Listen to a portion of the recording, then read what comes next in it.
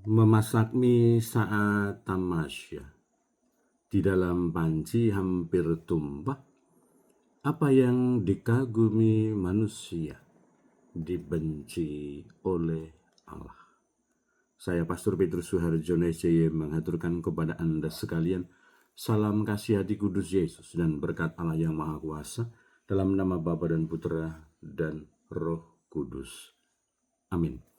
Pada kesempatan ini bersama-sama kita akan mendengarkan dan sekaligus merenungkan bacaan Injil dari Injil Lukas bab 16 ayat 9 sampai 15. Bacaan Injil ini juga menjadi bahan permenungan kita dalam perayaan Ekaristi hari biasa, pekan biasa ke-31, Sabtu 8 November 2025. Yesus berkata kepada murid-muridnya, "Kalian ikatlah persahabatan dengan mempergunakan mamon yang tidak jujur, supaya jika mamon itu tidak dapat menolong lagi, kalian diterima dalam kemah abadi.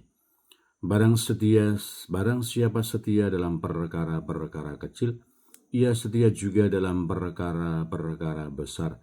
Dan barang siapa tidak benar dalam perkara-perkara kecil, ia tidak benar juga dalam perkara-perkara besar. Jadi jika kalian tidak setia mengurus mamon yang tidak jujur, siapakah yang akan mempercayakan harta sejati kepadamu? Dan jikalau kamu tidak setia dalam harta orang lain, siapakah yang akan menyerahkan hartamu sendiri kepadamu? Seorang hamba tidak mungkin mengabdi dua tuan, karena jika demikian, ia akan membenci seorang dan mengasihi yang lain, atau ia akan setia kepada yang seorang dan tidak mengindahkan yang lain. Kalian tidak dapat mengabdi kepada Allah dan kepada Mammon." Semuanya itu didengar oleh orang-orang Farisi, hamba-hamba uang itu, dan mereka mencemoohkan Yesus. Maka Yesus berkata kepada mereka, "Kalian membenarkan diri di hadapan orang, tetapi Allah mengetahui hatimu. Sebab apa yang dikagumi manusia dibenci oleh Allah." Demikianlah sabda Tuhan. Terpujilah Kristus. Saudara-saudara yang terkasih, selamat pagi. Bagaimana kabar Anda hari ini? Semoga selalu sehat, berbahagia, bergembira, bersukacita luar biasa, dan senantiasa merasakan kasih dan penyertaan Tuhan di hari yang baru ini. Semoga Anda sekalian, kita semua tekun dan setia, saling mendukung dan mendoakan satu sama lain, supaya kita diteguhkan dalam iman, dikokohkan dalam harapan, dan dikobarkan dalam kasih kita kepada Allah dan kepada sesama.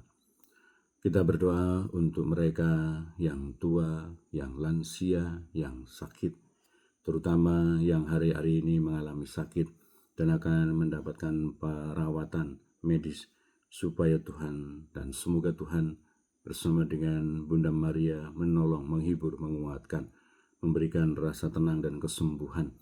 Dan untuk mereka yang masih kecil, yang masih dalam masa pertumbuhan, kita mohon perlindungan Tuhan bagi mereka juga yang masih ada dalam kandungan.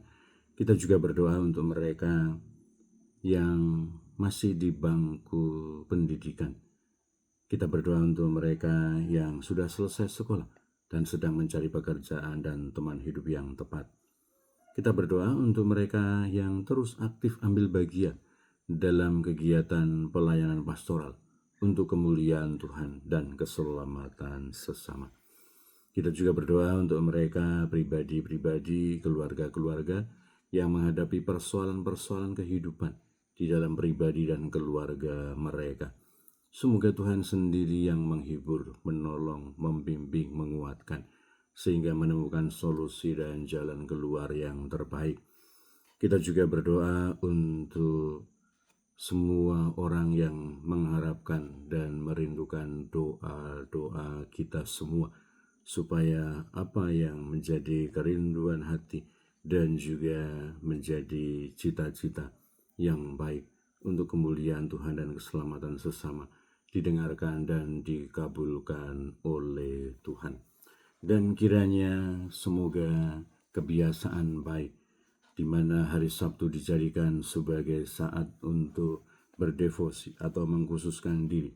Umat mendoakan para imam terus tumbuh dan berkembang, dan imam juga terus mendoakan umat beriman supaya kita semakin mampu untuk menghadirkan kerajaan Allah di dunia ini, menjadi garam, menjadi terang bagi dunia, menjadi saksi-saksi Kristus. Dan kiranya nasihat dan teguran yang disampaikan oleh Yesus kepada murid-muridnya, ikatlah persahabatan menggunakan mamon yang tidak jujur, supaya jika mamon itu tidak dapat menolong lagi, kalian diterima dalam kemah abadi.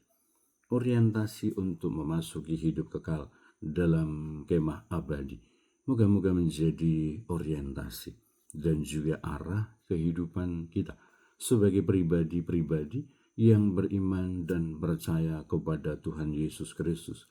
Segala sesuatu yang ada di dunia ini, kekayaan dan lain sebagainya, semoga kita jadikan sarana sebagai alat untuk mencapai kemah abadi menuju kepada kerajaan Allah. Dan semoga dalam rangka untuk mengupayakan hidup yang baik, yang benar, yang sejati. Seperti yang dikatakan tadi, jika kalian tidak setia mengurus mamon yang tidak jujur, siapakah yang akan mempercayakan harta sejati kepadamu? Barang siapa setia dalam perkara-perkara kecil, ia setia juga dalam perkara-perkara besar. Dan barang siapa tidak benar dalam perkara-perkara kecil, ia tidak benar juga dalam perkara-perkara besar. Semoga kita senantiasa mengupayakan kebenaran, kesetiaan, dan juga hal-hal yang baik kita lakukan untuk juga hal-hal yang sederhana, yang biasa, yang kecil. Karena itu akan menentukan dan membimbing kita untuk juga bertumbuh berkembang dalam kehidupan rohani dan juga spiritual kita. Maka semoga sebagai pribadi-pribadi yang senantiasa menimba kekuatan dari belas kasih dan cinta kasih Allah, kita senantiasa mengupayakan diri untuk secara terbuka hati dan pikiran berefleksi di hadapan Tuhan, supaya hal-hal kecil, hal-hal sederhana yang ada di dalam kehidupan kita lakukan dengan penuh sukacita, dengan penuh tanggung jawab. Semoga ada kebebasan batin, ada kebebasan hati. Semoga ketika cinta kasih Allah menguasai, membimbing kita, kita tanpa ragu dan takut, kita senantiasa mengupayakan kebaikan, mengupayakan belas kasih Allah, mengupayakan hadirnya kerajaan Allah di dalam kehidupan kita.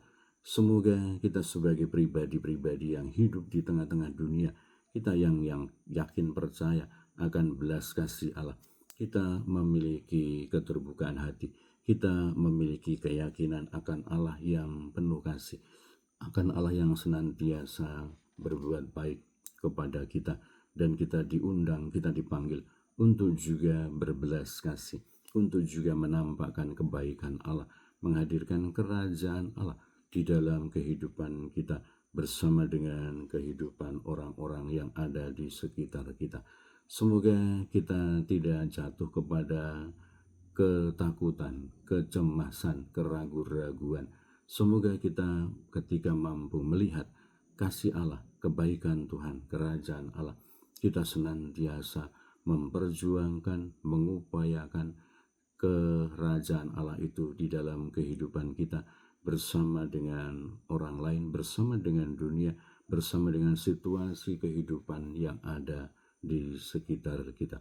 Semoga kita tidak pernah lelah berdoa, mohon kepada Allah, mohon pertolongan Tuhan, tetapi semoga kita juga senantiasa berjuang, berusaha mengupayakan yang terbaik untuk kemuliaan nama Tuhan, untuk keselamatan kita semua dan sukacita karena kita merasakan belas kasih dan kebaikan Tuhan.